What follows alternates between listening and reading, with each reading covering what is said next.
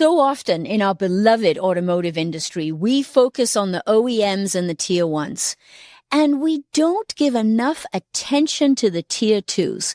And I can say that from experience. As you well know, I am a recovering leader of supply chain in a tier one supplier.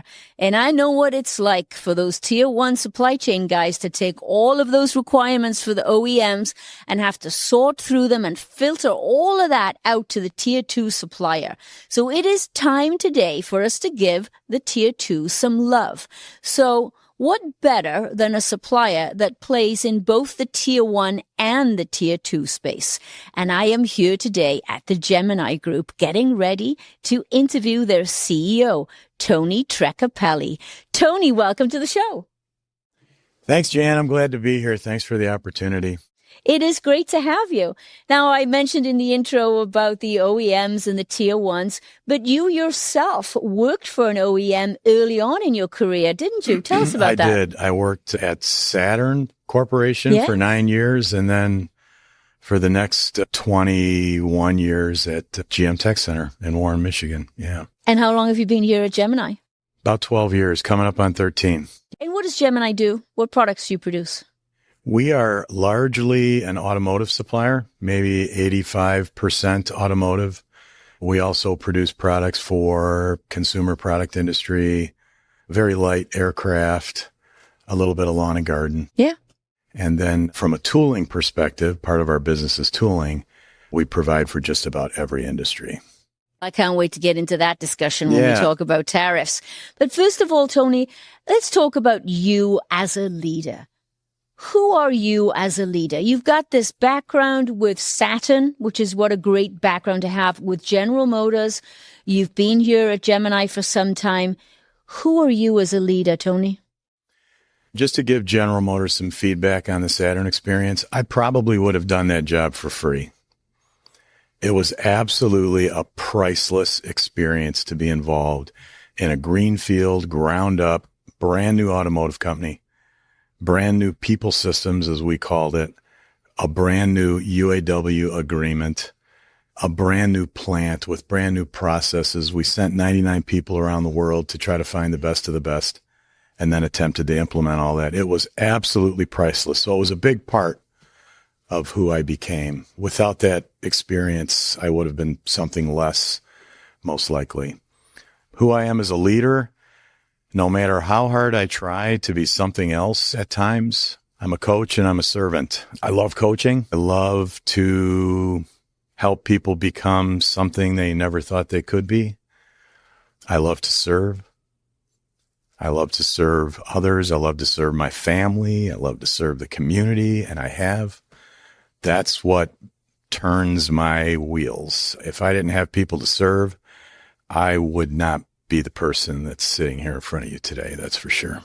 If you had to pick one word to describe who you are as a leader, what would that be? Coach. One word, coach. But Tony, you and I both know that in this industry, we operated with very much of a command and control culture for many years. And it's only recently that the idea of servant leadership and being a coach and supporting your team and not just yelling at people about making the numbers and moving on, that has changed.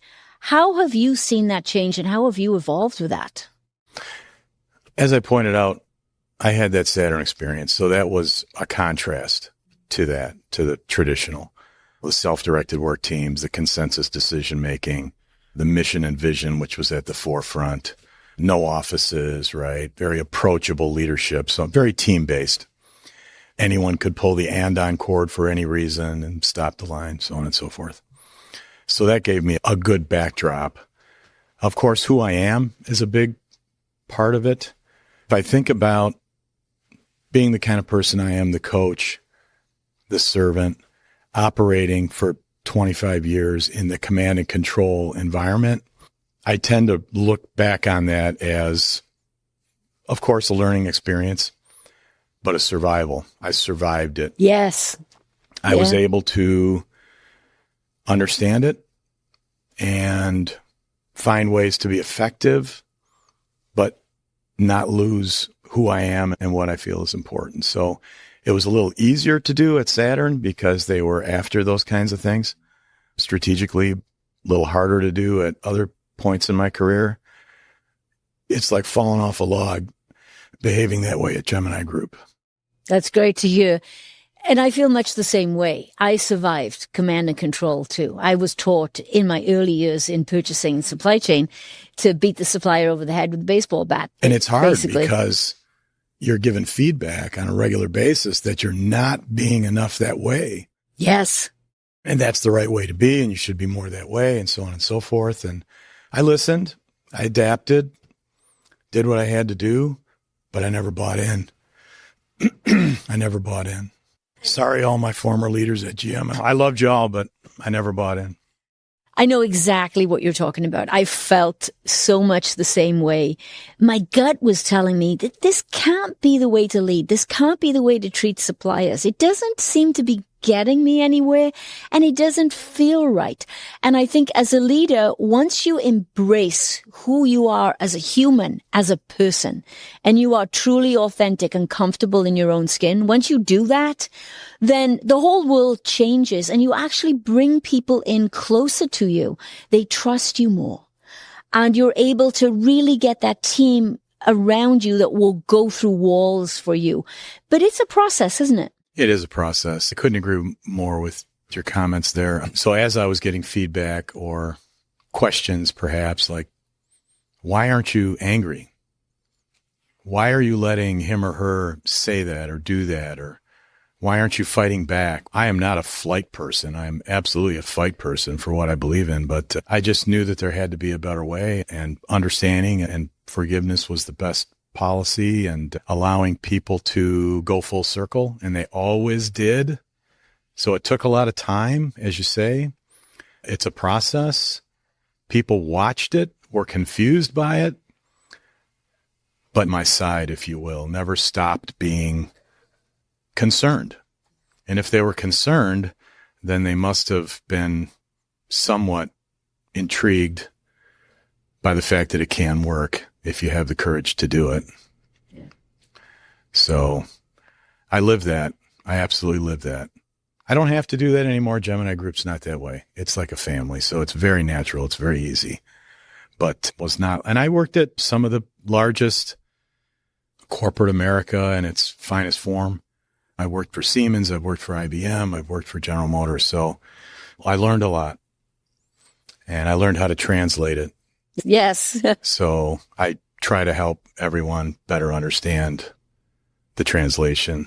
And as CEO, you set the tone Yes. for the culture in this company.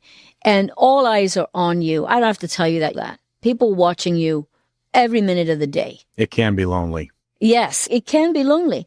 But your actions, your behaviors, how you respond on email, how you respond to situations, how you respond to people, people are watching that, and they will emulate the behavior of the leader and the leadership team. I find that often leaders don't understand the impact that they have on people, the lives of people, and culture. Couldn't agree more, Jan. I'm one of those people that I look like I'm not paying attention because my mind is typically going 100 miles an hour, but I am. I'm deeply paying attention. So I notice what people say, how they say it, not to be overly critical, just because I'm an auditory learner. So I learn through conversation typically. I'm not a big reader. And then you also learn by listening. I'm a big listener. I'm very much into listening, even when it looks like I'm not.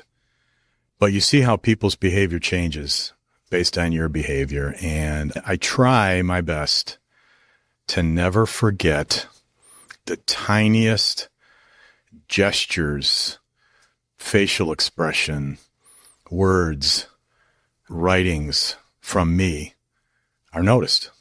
Yes. And they alter others' behaviors, not only toward me, but toward each other. When you're talking, when you're engaging with people, when you're doing your job, when you're answering emails, whatever it is you're doing, you are shaping the culture of the company based on your behavior. I don't want this to sound the wrong way, but people tend to emulate the leader. They do. They do. I don't know that I'm somebody worth emulating, but it's a natural behavior for people. And I'm leading a company that was born in a small town within a small town culture. And I know you've said in the past, you're from a small town, from a farm. I am. Fit right in Bad Axe, Michigan. That's what's there. They're a large agriculture community. They're also the county seat, so there is a lot of sophisticated businesses around there as well. But that culture of who you are is of utmost importance in a small town. Yeah. Because it tends to define you, and it tends to define you for a long period of time. So the initial opinion that people form of you is lasting, and you tend to find your place in the community. Whereas maybe in a larger town or city, your place is one of many, many, many individuals. So it's not as magnified. But in a small town, it's magnified. Every move, the car you drive, where you go, who you associate with, all that has a lot of meaning. And I like that. It means a lot to me. I love that environment. I take to it very naturally because I'm a people person. I make friends with everybody I work with. I often get criticized about that too. Like, why do you make friends with everybody? You have to have tough conversations with those same individuals, but I think it helps if you know them well enough to be able to do that and come out the other side in the same place. And you've probably noticed that already this morning as my team here was trying to help me prepare. They weren't shy. No, they're not shy. I don't want them to be. Yeah. Tony, what's the best piece of leadership advice that you ever got from somebody? Who influenced you in your career? And tell me about that. Because I'm a people person and I treasure conversation and dialogue, there's so many. There's so many. And I wouldn't want to forget about anybody. But there's certain quips that I guess stick in my head after all these years. One of which was from a woman by the name of Beth. And she said, there's discussions and there's meetings.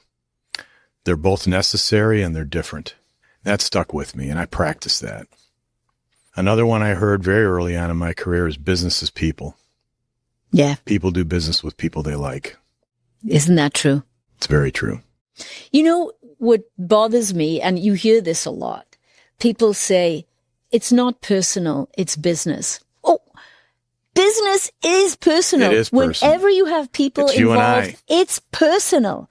So when people say that to me, that drives me up the wall.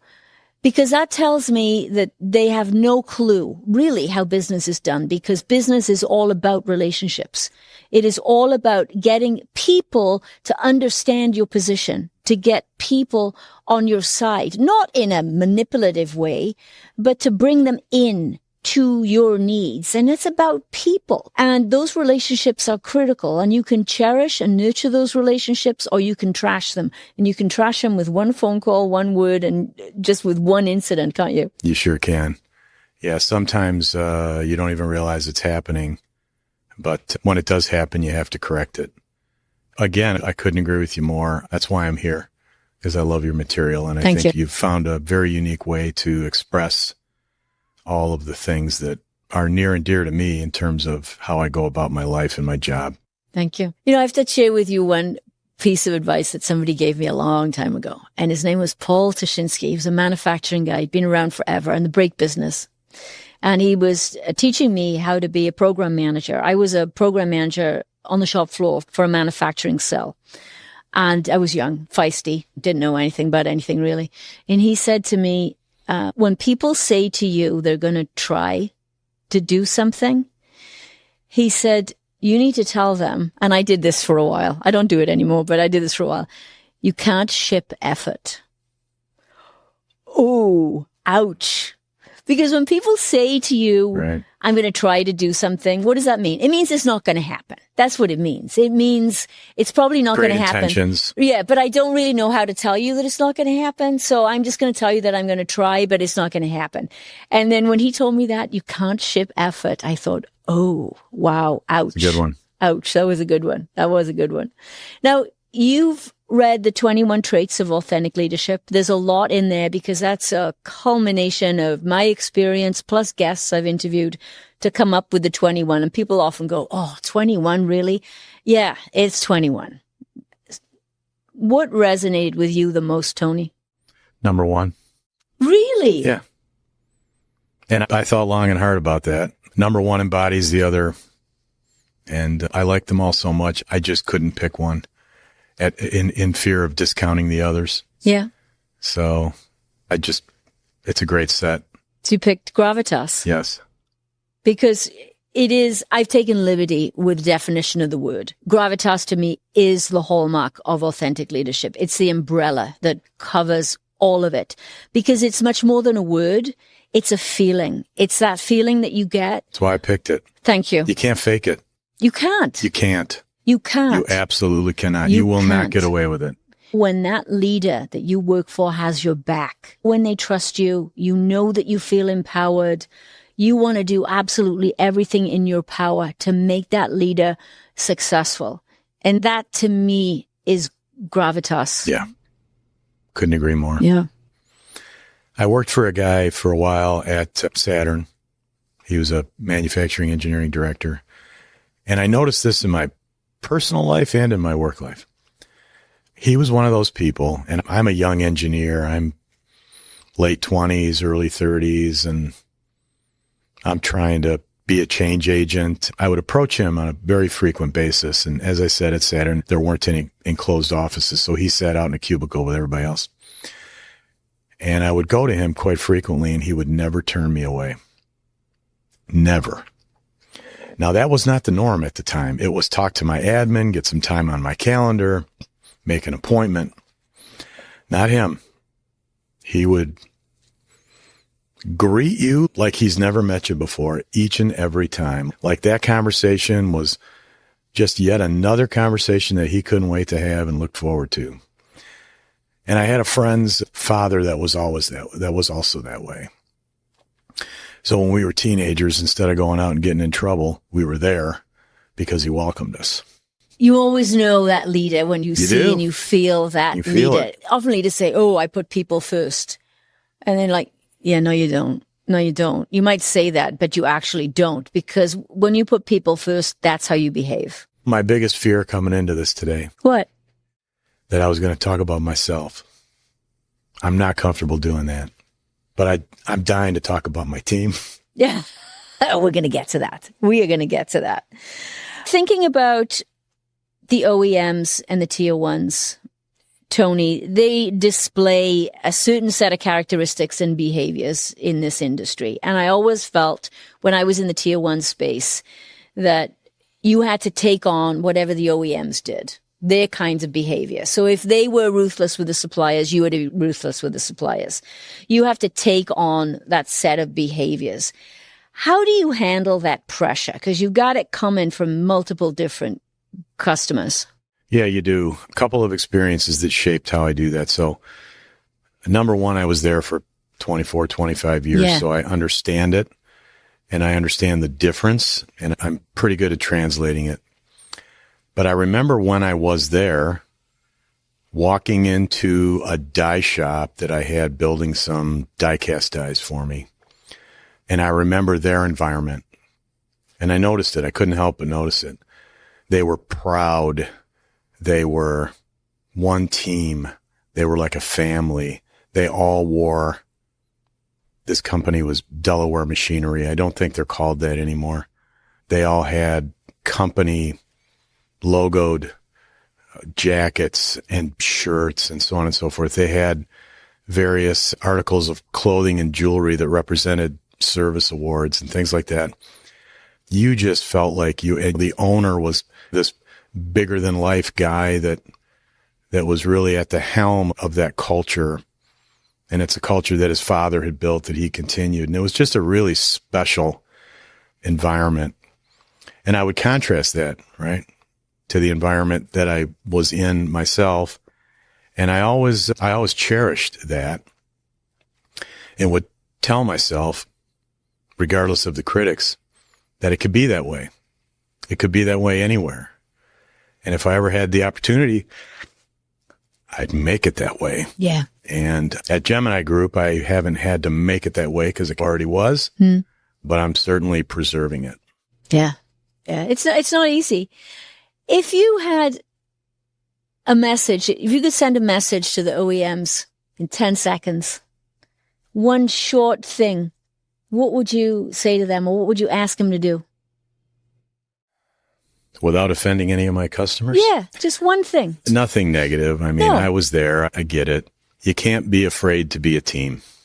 When you walk in the door in the morning, the person next to you has to be more important than you are.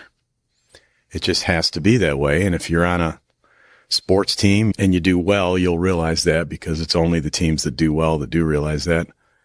If it's going to be about you, your career, your advancement, looking smarter, better, more capable than the next person, the culture we're describing is not going to take place. If you're okay with putting others first, taking pride in others advancing and others doing well, whether they're part of your responsibility or whether they're a peer or a leader, it's an uncomfortable place. When Saturn was very much that way. And when we hired people, it was a very extensive interview process where we would do role plays for that reason, because that environment is not for everybody. In recognizing that, we knew I just want to be told what to do. Just tell me what you want me to do and forget all this kumbaya teamwork stuff. Just tell me what you want me to do. I get it. A lot of people are that way, and they're just as valuable as everybody else, and you have to recognize that. But don't be afraid to be a team. You're competing against some people that are, by their very national culture, a team. And you're competing against those people. And we don't stand a chance if we don't get this. Yeah. And you're referring to the Chinese OEMs, and you're absolutely right. I know you've listened to my interview with Terry Koski, and the big threat to this industry is the Chinese OEMs. We talk all day long right now about tariffs because it's right there in front of our face and we're dealing with it. But the bigger issue is the Chinese OEMs. Now that I've mentioned the nasty T word that we're all talking about, let's talk a little bit about tariffs. From your perspective, what have tariffs done to you in your business? What challenges have they presented to you? A mixed bag. Obviously, we have very little, but we have some purchased components that we buy from countries that were being heavily tariffed, so we had to deal with that. We got through it okay. Other situations where we're buying, for instance, foreign steel, I don't necessarily want to buy foreign steel, but I have to because I can't find anybody stateside that'll step up to that particular recipe. We're able to pass that along. So we're all paying for it, I guess you could say.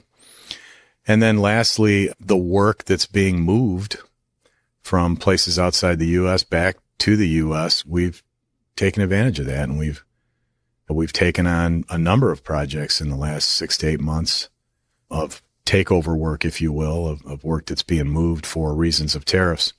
So I think it can be a good thing over time. My fear is that it's so politically driven that it won't sustain itself through political administration changes.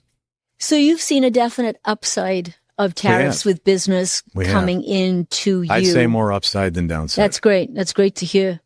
Now, Automotive News conducted a survey recently, and they asked a number of OEMs and suppliers, and they asked this question. This is regarding the health of the overall auto industry for the next 6 months.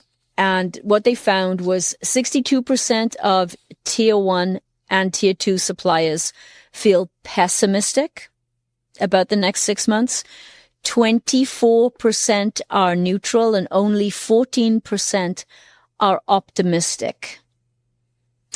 In one word, Tony, where do you stand? Optimistic, pessimistic, or neutral? Pessimistic. Really? And you have no idea how hard that is for me. I can imagine. Yes. I'm an optimist. Yes. I get criticized for it. I can't help it. That's who I am. But because there's so many product programs that you used to be able to set your watch by, and they're all up in the air. Everything was getting converted over to electrical. And now, again, a lot of political overreach in that space that's caused that to happen. And then back again now to hybrid. So a lot of these product programs are just topsy-turvy all over the place, restarting, rescripting, redefining. Volumes look like an EKG. They're either super high or super low. Your business cases all go out the window because the volumes aren't where they were initially quoted or calculated. So it's been very difficult. And until that settles out, yes, I can only be pessimistic until things stabilize. So it's the uncertainty and the volatility that we're seeing that is driving that, Same with tariffs. Sentiment in you. Yeah. Very unpredictable at this point. Yeah, I agree. Because if we knew the tariffs were, we would all adjust, and we would all adjust our programs, plans, our volumes, our timing, our investment around it, and we'd move on. Because let's face it, we're a tough industry. We've been through a lot, and we'll get through this. But that's a very interesting response. Now, tell me about your tool and die business. I would have to believe, because your tool and die business is here in the U.S., correct? Yeah, it's in Bad Axe, Alabama, and Youngstown, Ohio. So I got to believe that you have to have received a tremendous amount of interest. We do. We build aluminum extrusion dies for the aluminum extrusion industry, which was typically very low automotive content, and it's growing like gangbusters. The advent of EV created very unique and different body structure designs that use a lot higher percentage of extruded aluminum body structure and chassis. And it's carrying over into ICE and into hybrid. That industry was largely consumer products, transportation, so on and so forth, window and door, extruded aluminum products of various profile. What's unique about that business is it's highly engineered content, but it's not what I would say as highly engineered as it is when it's used as a part or a system or an assembly in a vehicle. Okay. So we are the subject matter experts. So we're given a profile from a customer. It could be anything. It could be a piece of square tubing. It could be a highly complex extruded shape. And we are the ones that figure out if that can be extruded. And then we build the die. We work with our customer. There's no prototypes, so we have to get it right the first time. And we work with our customers to successfully extrude that profile at some rate. With automotive, they're experimenting with what can be extruded. And there's a lot higher specification around how that profile performs, because it could be a crash and safety. And we've embarked on that, and we've had quite a bit of success there. When I worked at General Motors, I can't remember a single engineer that had domain expertise on extruded product, because it was running boards and luggage racks. That's about all we extruded. Yeah. And now it's core crash and safety related body structure and chassis components. So it's a very exciting space from that standpoint. And we feel good about it because we have so much domain expertise. That's been good for you then. It's been great for us. Yeah. It's been great for us. Both with the transition to EV and with tier ones and OEMs looking to near source and bring more business. Because in either case, they're lightweighting, right? It's either miles per gallon or miles per charge. So that's interesting. Yeah. So the tariffs obviously are a leadership challenge. Chip shortages, leadership challenge. There's so many in the auto industry that we've been through. But in your time in the industry, Tony, what is the biggest leadership challenge you faced? Building a team. Oh, do tell. Why? Because if you do that, the rest doesn't much matter. You can conquer anything. It's all tough. Yeah. It's all valid. I could talk about all of it ad nauseum. But at the end of the day, you have to overcome it. So you have to have the right environment to be able to overcome it. You have to have the right mindset in your organization to be able to overcome it. And if you get there, you will. I love that answer, because I think so many people would have thought about a particular instance or event or something. And you're absolutely right. If you've got the right team of people around you, then it doesn't matter what comes at you. You'll find a way through it together. You will. Yeah. You will. That question actually came from our LinkedIn audience. And we have another one along those same lines. And this is from Darren Thornley. And he says, what's the hardest leadership decision you've ever had to make? Letting people go. Yeah. It's always the toughest one, isn't it? It's tough for two reasons. So I try to communicate to my team that you have to be sized for your actual demand, not your historical demand, not your hopeful demand, not your forecasted demand, your actual demand. And if you do that on a regular basis and you measure it and you run your business that way, you may be in a position where you have to adjust your staff very minimally, but you'll never be in a position where you have to go execute a very bad thing and let a bunch of people go. Yeah. And it brings me to another memorable quip from Jay Wetzel. He was our product development chief at Saturn and had a number of other senior executive assignments at GM. I think he was the father of the GTO and things of that nature. But we were talking, I don't even remember what we were talking about at the time, but he said something, people think that having this job is glorious. What they don't know is that you go home every night thinking about nothing more than the way your decisions have affected so many lives on a daily basis. It's a tremendous responsibility. Yeah. Easy to ignore. Just do your job. It's like you say, it's business. Yeah, it's not personal. It's not personal. It's business. You understand. I had to downsize at General Motors with people from other cultures and other countries that took that event very differently than an American would. It was horrific having to do that. So I try to avoid it. I try to run the business so that we never have to do that. It's unavoidable at times if you have a recession or a COVID or whatever the case may be. But when nothing's happening to you, shame on you if you have to do that. Yeah, and you have to maintain profitability. It's a business. You do. You have to do that. But the people lever has to be the last one. Or gotta be the lever, last one. I guess. My American. The people lever is the last one that you pull. And that's interesting because here's a question that came from the LinkedIn audience. And there's quite a bit to this. But this question is from my good friend Phil Idison, who also has a podcast called Art of Procurement, and Brian Posby. And I kind of merged these two together. But this is a question. How do you balance the demands of your customer when you have very little leverage, tremendous focus on price, and yet you still have to be profitable? It's a lot of things to balance and manage. It's really tough. And you can talk yourself out of it. You can just say to yourself, we can't do this. How does anybody expect us to make money at this? But you know what? Someone will. Someone's going to do it. They're not going to source it to nobody. So somebody is going to do it. And you can tell yourself, oh, they'll probably be out of business next week. No, they won't.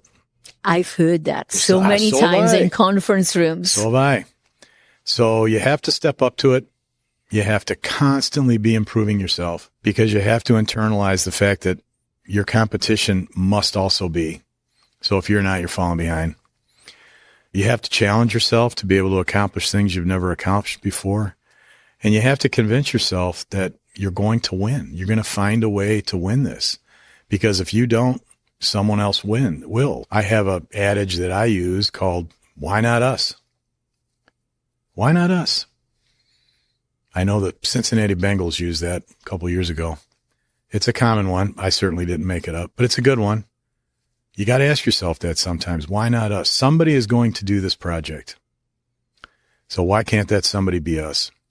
Yeah, I love that because it comes back to mindset in leadership and culture. Because when you set the tone, when that request comes in from the OEM and it's seemingly ridiculous, instead of looking at it and bitching about it and complaining about it, which maybe you're allowed to do for a second, but then you have to say, okay, let's lock in. What are we going to do? How are we going to make this happen?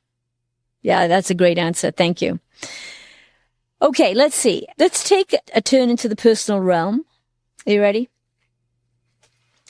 And I'm going to ask you a few personal questions, and then we're going to go to our live studio audience. What gets you fired up in the morning? See, people used to ask this question, what keeps you up at night? And that's so 90s. It's, oh, really? That's not the question. Eating too much before I go to bed is about the only thing that's kept me up at night. It's what gets you up in the morning. What are you excited about when you come to work in the morning? Because I'm a coach by nature, I like to bring out the best in people. And I like to accomplish things that have never been accomplished before. Maybe not novel things, but better performance than has ever been demonstrated before, even if it's on the same thing. Yeah. That's what drives me. My service to others, to the company I work for, them drives me. First thing I do in the morning is pray. That sets you up for the day. That sets me up for the day, gets me back to ground zero, allows me to have the strength that I need to keep going, gives me the right attitude to be able to hopefully inspire others. That's a great answer. Now, what's the very first thing you do when you walk through the door at work, whether it's at a plant? I go talk to everybody. I had a you knew feeling that, didn't you were going to say that. I go check in with everybody. I make the rounds for whatever reason. How was your weekend? What are you up to? How you doing? Not only is that critical to establish the relationship and show that, yes, people are first. I can't not do it. I can't. But what you're doing is you're also setting up their day for success. Hope so. That little conversation, that little touch point in the morning, whether you say, hey, how was Johnny's football game last night? Or whether you say, wow, great job on that GM quote. Whatever it is, it's that little thing that binds you to people. That's what leadership is. Discussion and meetings are two separate things, and they're both important, but they're different. So yes. I get very often, I'll get more value. You might get more action out of a meeting because it's got an agenda and so on and so forth. But I get more value out of a discussion because you don't know where it's going to go. Yeah. And people tend to open up a little bit. You get to know each other a little better.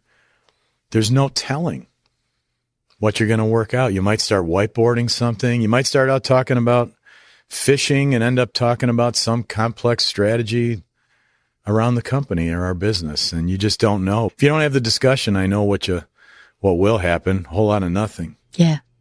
So true. What's downtime look like for you? What do you do outside of work? You said it, outside. I like being outside. Yeah. I never pictured myself working inside. I still don't. I love being outside. I like physical labor. I'm an outdoorsman. I love anything out there. So I try to spend as much time out there as I can. Now, you already said you're more auditory. You're not a reader. No. Are you a podcast listener? Yep. What's one podcast that you think that leaders should listen to in the auto industry, apart from mine? Yours is a good one. There's a lot of them I listen to that are very industry specific to this, that, or the what other do you thing. Like? Which one do you like? There's one called Making Chips that I like a lot. It gets to our metals and machining business. Oh, I don't know that one. Yeah, okay. It's pretty good. It gets down and dirty. It's pretty technical. Yeah, but that's good to know. Prior to this job, I was the vice president of metals, so I was pretty focused on that. But nowadays, I like yours a lot. I like Rogan. I guess a lot of people do these days, but I like the Rogan format. Mm-hmm. So I typically search his to see who he's talking to, because they typically get down to something that feels to me a little more genuine. Yes.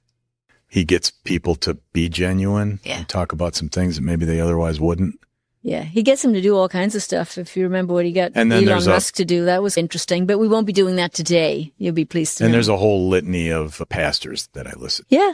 No, that's good to know. That's good to know. Are we ready to open this up to our live audience? I'm ready if you are. Are we ready? Okay, so live studio audience, what questions do you have for Tony? I'm Stephanie Speck.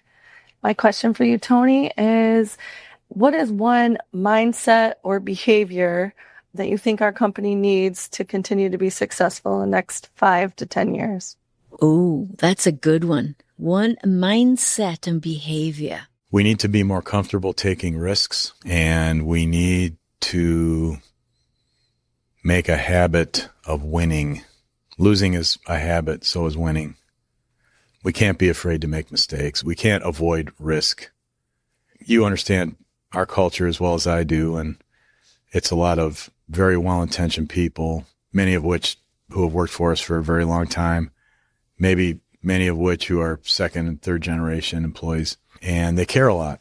And because they care a lot, they think that the ultimate demonstration of caring is to never make a mistake. I would never want to put the company in a bad place, right? To make us have to fix something. And I would say to everybody, don't be afraid of that. That's a good one. Yeah, that's a good one. Engineering is about solving problems. Manufacturing is about solving problems. That's all it is. So you have to embrace those problems. Because I see that a lot in the auto industry where people, it's all about being safe.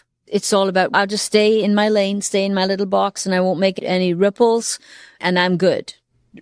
But if we don't challenge each other and we don't step out and take risks, we are not going to get the innovation that we need to compete with the Chinese OEMs. And the results aren't always immediately present. So is it comfortable explaining to the board that we didn't realize the financial benefit yet, but trust me, there's a lot of good things going on? That's not easy to do up until the day that we realize it, and then it's a great lesson learned. But I'm willing to do that every day, twice on Sunday. It's making money is a result. It's a result of doing a whole bunch of things right. You can't just wake up in the morning and click your heels together and say you want to make money and just go to work and it's going to happen. It's a whole bunch of things you did right. So if you don't focus on those whole bunch of things, you're probably not going to make money. Good answer. Next question. Brady Schlesner. Tony, you've spent a bunch of your career in the auto space and previously in IT. When you think about leaders who have made a big impact on you and you've seen them make the right moves in their career and with their teams and their companies, is there one in particular in manufacturing, in automotive, that stands out to you? There are many. If I had to pick one without forgetting about anybody else, I'd say Beth, whom I worked with at Saturn. As I said before, we were doing a lot of things that hopefully made us reinvent the culture at GM. And everyone took part and everyone did their part. And we all supported what it is we were trying to accomplish there. But you could tell when you talked to Beth, it was just who she was. And she did not continue on with a long, illustrious career at GM. She followed her dreams many times over. She did very different things after leaving GM, but she would always take the time to dissect the discussion with her, and you always felt better when you walked away. She helped me a lot. Eric Rude. So looking over your career progression, can you identify one event or book or something that would have changed the way that you lead? Again, there's so much stuff. I'm not a big reader, but I have read some things. We used to have some mandatory reading at GM, so Who Moved My Cheese and things like that. Yeah. All good stuff. Glad I read it. But I read a book that was given to me by a team member. It was called Who You Are When No One's Looking by Reverend James, correct me if I'm wrong, Heibel.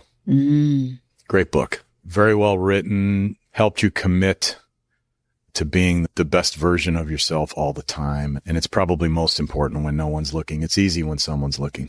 That reminds me of a quote. Somebody told me this once, and they said, because if you ask anybody, are you authentic? Are you who you say you are? Everybody's going to say yes. But they said, if you're really authentic, you can measure it by the amount of daylight between your personal self and your professional self. And I thought, wow, that's powerful. That is very powerful. And I get criticized for that on a regular basis. I have, over my career, I've got criticized countless times. Do you do that when you go to work? Do you say that when you go to work? Yep. But it's who you are. It's who you are. It's who you are. You can't fake it. And people respond to that level of authenticity. They do. You try to be a different person at work than you really are at home. And I'm not suggesting that you tell everybody in the office every sordid personal detail of your life. That's not what it's about. But it is about being human and not being afraid to show your humanity. So I love that recommendation. That was a great question, because now I'm going to get that book. I've seen it, but I'm definitely going to buy it because I think it's all about being authentic. Yeah. Next question. Why did you accept this position, and what is your 5-year goal? Why did I accept this position? Boy, it couldn't have been a bigger departure than what I was doing. I'm not sure I know why. I knew I wanted to get back to a better environment that I was used to from Saturn. At the time, GM wasn't a whole lot of fun. We had just gone through bankruptcy and all that comes with it. So wasn't having a thrilling time there at the time. Had no reason to leave. But I got a phone call from a work associate and a friend that made the move from GM to Gemini Group, and he asked me if I wanted to join him.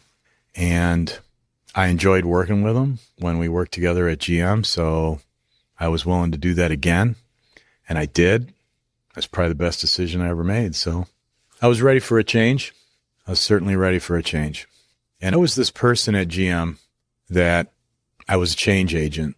So it's not like I tried to do this, but I ended up in this pigeonhole, stereotype, whatever, reputation of being this guy that could make large-scale change happen for whatever reason. So I always got these big projects where I had to go. And, I would ask myself a lot, why do you do this? Why don't you be like everybody else and just do your job and go home? Why do you got to go around and make everybody change what they're doing and make them uncomfortable and seemingly criticize what they're doing today and try to convince them that there's a better way and all that? And you're always this person that everybody's probably cringing when you walk in their direction, right? Oh, geez, what's he going to? But I felt a responsibility from senior management to keep being that person, so I did. And we worked on a lot of big, high-level, very big change that changed how we do cars and trucks and the whole vehicle development process and all that. And it's a big team of people that do that, right? I was working with a big team, but being one of those people. So I was a little tired of that, to be honest with you. I got a little burnout. I got a little tired of that because that's hard to do at a big enterprise like a GM. You're going after some big sacred cows. So I got a little tired of that. In fact, there was a time that I made my boss promise that if I got this big project done, that she would let me go back to the Milford Proving Grounds and just work on the product again and just drive cars around and make them better and feel it in the seat of your pants. And I never got to that, but I left before that happened. But yeah, so I guess it was a few things aligning, but best decision I ever made, I can tell you that. Not because I was asked to be the CEO. I loved it there from day one. That's a great answer. All right, last question. Yeah, Bob Kilkinner. So you talk about culture and family and coaching. How do you keep that coaching advice and bring that new culture that we have, and you coach that on to newcomers and other companies taking on culture and keeping that as a family? First of all, I got to live it. I got to demonstrate it. I can't be any less than what I'm asking someone else to do. And then it might sound weird, but you got to let people vent. You got to let people yell at you. You got to let them get through it, get past it, make the switch, get it all out. And I do. Another criticism. Why'd you let that person do that? That's not very smart. They just groused at you for 45 minutes. You're the CEO. It doesn't bother me at all. Everybody's human. They got to get it off their chest. If you really want somebody to buy in, it's a significant emotional event. It is. Unless they're already kind of living where you are, it's an easy one, but not everybody's there. So it's a significant emotional event for people. And you see this play out sometimes in movies and right? If you've watched like The Miracle and all that with what that coach did with those guys, and he changed the whole style of hockey over to the Russian style, and that was a big thing. And or if you've watched this Ted Lasso miniseries, which I absolutely love, you watched how he worked on everybody. We believe. Knowing nothing about soccer. We believe.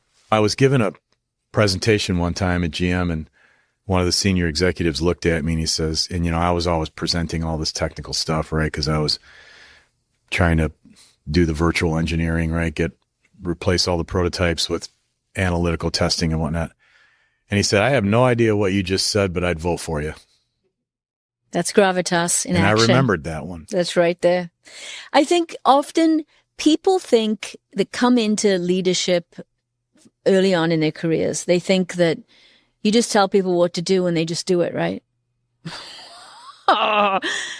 Think about how you deal with your kids. How's that work? You tell your kids to do something, right? Do they do what you want them to do every single? No, you cannot control another human being. Just telling people this is the culture or telling people this is how we do things, it's not that easy. They've got to go through the emotional journey. They got to get there themselves, and you have to give them the space to do it. You have to make them feel safe. And clearly that is an environment that you have here at the Gemini Group. And Tony, it has been an absolute pleasure having you on the mic today. Thank you. Thank you, Jan. Privileged to be here. Thank you.